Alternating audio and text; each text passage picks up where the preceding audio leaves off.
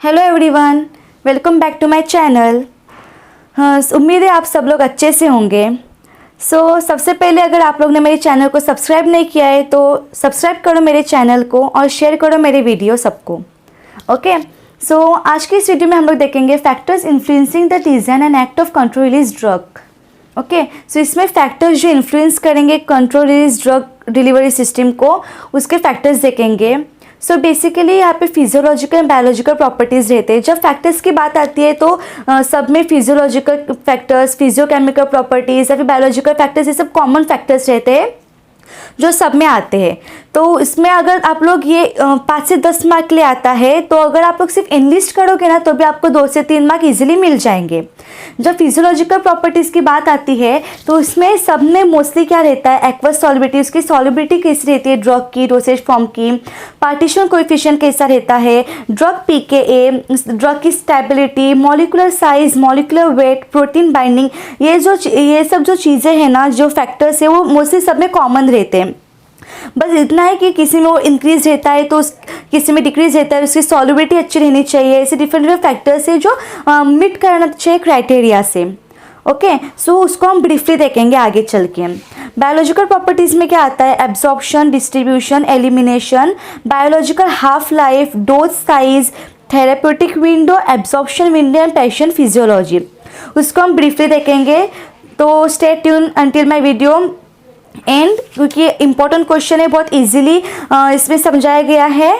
चलो देखते हैं one by one. First is the physiological property, जिसमें फर्स्ट आता है एक्वस सॉल्युबिलिटी। एक्वस सॉल्युबिलिटी यानी कि क्या, अपने को पता है कि जो एपीआई रहता है, एक्टिव फार्मास्यूटिकल इंग्रेडिएंट रहता है, वो कैसे रहता है, वीकली एसिडिक रहता है या फिर बेसिक इन नेचर रहता है। तो जो वीकली एसिडिक और बेसिक रहता है ना, उसकी वजह से वो उसका इम्पैक्ट पड़ता है वाटर सॉल्युबिलिटी के ऊपर। एक्वस यानी कि जो वाटर सॉल्युबल रहेगा, इसके ऊपर उसका अफेक्ट करेगा वो वीकली एसिडिक या फिर बेसिक इन नेचर जो एपीआई रहेगा। तो अच्छे से उसका जो सॉल्युबिलिटी रहनी चाहिए, उसको वो ना वीकली एसिडिक ना बेसिक रहना चाहिए, उसकी जो नेचर है उसका बड़ा ऐसा रहना चाहिए कि वो मीट करना चाहिए, अपना जो अफेक्ट नहीं करना चाहिए सॉल्युबिलिटी ऑफ एपीआई को।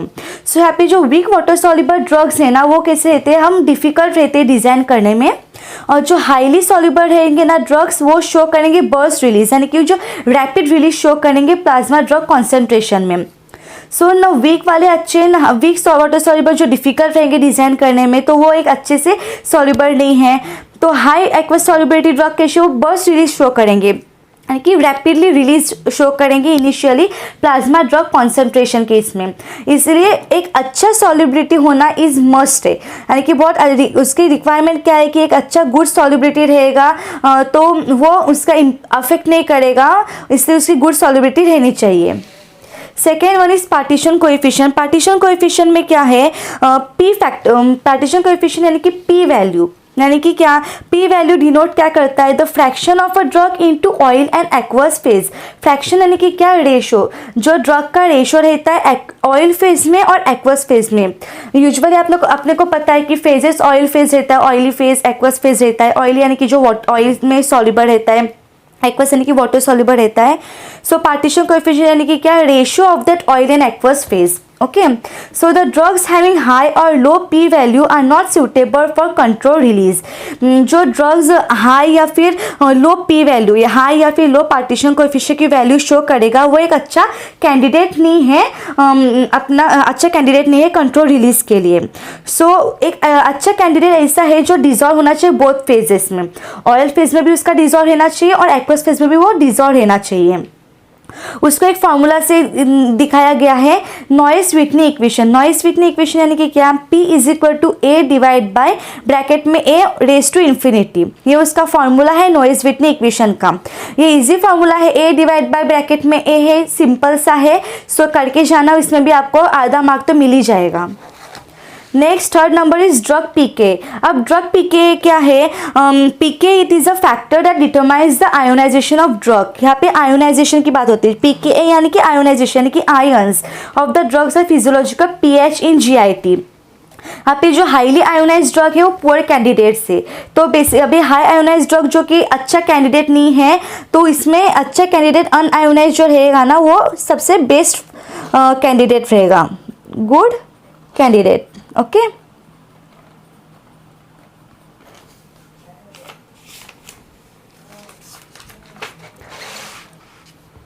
Next is drug stability. Drug stability क्या है? ड्रग स्टेबल इन एसिड और बेस और enzymatic degradation and other gastric fluid are good candidate for CRD. So यहाँ पे कैसे है, जो ड्रग जो स्टेबल है एसिड में भी, बेस में भी और एंजाइमेटिक डिग्रेडेशन में भी वो स्टेबल है, या फिर गैस्ट्रिक फ्लूइड में भी वो स्टेबल है, तो ऐसे जो ऐसा ड्रग है वो एकदम अच्छा है, जो गुड कैंडिडेट फॉर CRDS, वो एक सूटेबल है एंड गुड कैंडिडेट है. लेकिन जो डिग्रेड होगा स्टमक में, यानी कि वो स्टमक में जाके उसका डिग्रेडेशन होगा या फिर स्मॉल इंटेस्टाइन में होगा, वो पुअर कैंडिडेट है या फिर सूटेबल नहीं है अपने को कंट्रोल रिलीज ड्रग सिस्टम में. ओके. सो बिकॉज अगर वो डिग्रेड होगा स्टमक में या फिर स्मॉल इंटेस्टाइन में, so it will decrease the bioavailability. Degrade होने के बाद उसकी बायोअवेलेबिलिटी जो ड्रग की रहेगी वो भी डिक्रीज हो जाएगी. Next 5th number is molecular size and molecular weight. Molecular size and molecular weight है ना, this are the 2 important factors which will affect the molecular diffusibility across biological membrane. जो ये 2 इंपॉर्टेंट फैक्टर्स है, molecular size और molecular weight, जो affect करेंगे अपना diffusibility, जो डिफ्यूज होगा, जो ट्रांसपोर्ट होगा उसको, जो ट्रांसपोर्ट होगा मॉलिक्यूल का, डिफ्यूजिबिलिटी यानी कि डिफ्यूजन यानी कि transport of molecules from higher concentration to the lower concentration. जो ट्रांसपोर्ट होगा मॉलिक्यूल, जो बायोलॉजिकल मेम्ब्रेन के अक्रॉस जो मॉलिक्यूल का ट्रांसपोर्ट होगा उसको अफेक्ट करेंगे ये 2 important factors, molecular size and molecular weight. So molecular size जो लेस देन 400 डेल्टॉन है वो इजिली डिफ्यूज होगा. जिसकी साइज 400 डेल्टॉन से कम है वो इजीली डिफ्यूज होगा, इजीली ट्रांसपोर्ट होगा. लेकिन जिसकी साइज ग्रेटर देन 400 डेल्टॉन है वो ट्रांसपोर्ट होने में, पास होने में प्रॉब्लम क्रिएट करेगा. Okay. Next is protein binding. So protein binding क्या है? Protein binding is the drug protein complex रहता है जो रिजर्वायर के जैसे एक्ट करता है. This are the drug protein complex. यहाँ पे ड्रग प्रोटीन कॉम्प्लेक्स रहता है, ड्रग प्रोटीन का प्रोटीन बाइंडिंग यानी कि ड्रग प्रोटीन का कॉम्प्लेक्स रहता है जो एक्ट करता है रिजर्वायर के जैसा. इसमें क्या रहता है, जो ड्रग्स जो high plasma protein binding show करेंगे, ड्रग जिसमें प्लाज्मा प्रोटीन बाइंडिंग ज़्यादा रहेगी वो गुड कैंडिडेट नहीं है. Okay. So they are not the good candidate. सो एक अच्छा प्रोटीन बाइंडिंग रहना चाहिए उसका ड्रग प्रोटीन कॉम्प्लेक्स बनने के लिए. ड्रग्स जो अच्छा जिसमें ज़्यादा प्लाज्मा प्रोटीन बाइंडिंग नहीं रहेगा, they are the good candidates. Okay. So these are the physiological properties of that control release drug delivery system. Next is the biological properties. Biological properties में हम लोग देखेंगे, first is absorption. So absorption क्या है? Good absorption, ये good absorption required है. इसमें uniformity of rate and extent in absorption. Uniformity रहना चाहिए, जो रेट जिस रेट से ड्रग रिलीज होगा उसमें यूनिफॉर्मिटी रहना चाहिए. और एक्सटेंट इन एब्जॉर्प्शन यानी कि वो एब्जॉर्प्शन भी उसका अच्छा रहना चाहिए. ये 2 फैक्टर्स है जो इन्फ्लुएंस करेंगे absorption properties of control drug delivery system को. Next is distribution. So distribution में क्या है? Distribution of drug from the जो कन्वेंशनल डोसेज फॉर्म से है वो डायरेक्टली जो ये देखो कैसे डिस्ट्रीब्यूशन ऑफ ड्रग, जो डिस्ट्रीब्यूट होगा ड्रग कन्वेंशनल डोसेज फॉर्म से वो डायरेक्टली डिस्ट्रीब्यूट होगा थ्रू आउट. डिस्ट्रीब्यूशन की बॉडी में डिस्ट्रीब्यूट होना. सो जो डिस्ट्रीब्यूशन होगा ड्रग का थ्रू आउट द बॉडी, तो उसके बाद वो एक जगह पे जाके एक्यूमुलेट होगा, एक जगह पे जाके उसका एक जगह पे एक्यूमुलेट होगा वो, तो उसके वजह से वो टॉक्सिसिटी होगा. ठीक है. So drugs which lead to toxicity can be prevented by CRDDS. जो ड्रग जो टॉक्सिसिटी जिसकी वजह से टॉक्सिसिटी होगी वो प्रिवेंट करेंगे CRDDS. ओके. एलिमिनेशन यानी कि क्या? Removal of unwanted accumulated portion is quite hectic due to slow elimination rate. In such के CRDDS प्लेज इंपॉर्टेंट रोल. यहाँ पे रिमूवल जो अनवांटेड पोर्शन है बॉडी में उसको रिमूव करना, it is quite slow elimination rate. जो स्लो एलिमिनेशन रेट की वजह से वो रिमूवल नहीं होगा अच्छे से, तो इसको ये प्रॉब्लम को CRDDS जो control release drug delivery system है वो इम्प्रूव करेगा और इसमें वो एक it will play a important role. Okay. Next is biological half life. So drugs having short half life are the suitable candidate. Drug जिसमें शॉर्ट हाफ लाइफ है they are the good suitable candidate. यानी कि T half अगर 2 से 3 यानी कि biological half life अगर 2 to 3 hours है तो सुटेबल है कैंडिडेट. और अगर T half is 7 to 8 hours है तो they are not use because they are the poor candidate और वो कंट्रोल रिलीज सिस्टम में यूज नहीं होंगे. Next 5th number is dose size. Dose size में क्या है कि जो ये डोज साइज में क्या है, CRDDS जो हम फॉर्मुलेट करते हैं ना उसको रिपीट ये एलिमिनेट करना रहता है. CRDDS इसमें यूज़ होता है to repetitively eliminate that dosing. जो डोजिंग को एलिमिनेट करना रहता है तो उसके लिए लार्ज डोज की रिक्वायरमेंट रहती है. Okay, so must contain large dose to eliminate the repetitive dosing. उसकी डोज साइज ज़्यादा रहनी चाहिए सो डैट वो बार बार एलिमिनेट होगा बॉडी से. नेक्स्ट थेरेपेटिक विंडो कैसा रहना चाहिए, नैरो थेरेपेटिक विंडो रहना चाहिए.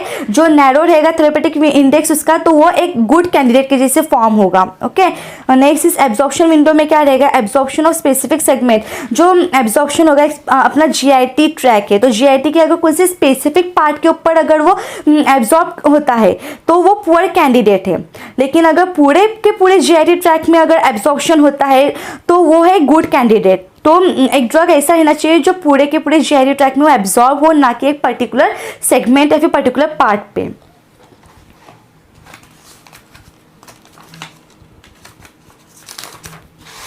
Next last number is patient physiology.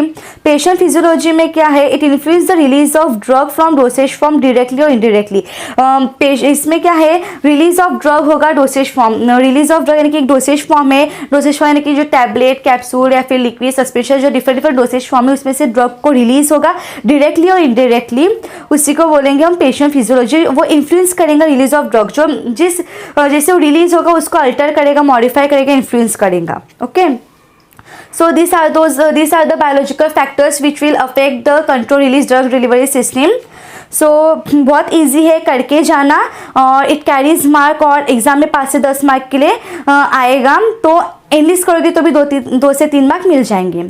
सो आज की इस वीडियो में बस इतना ही. वीडियो अच्छी लगी then do like share and subscribe my channel and तब तक के लिए बाय बाय.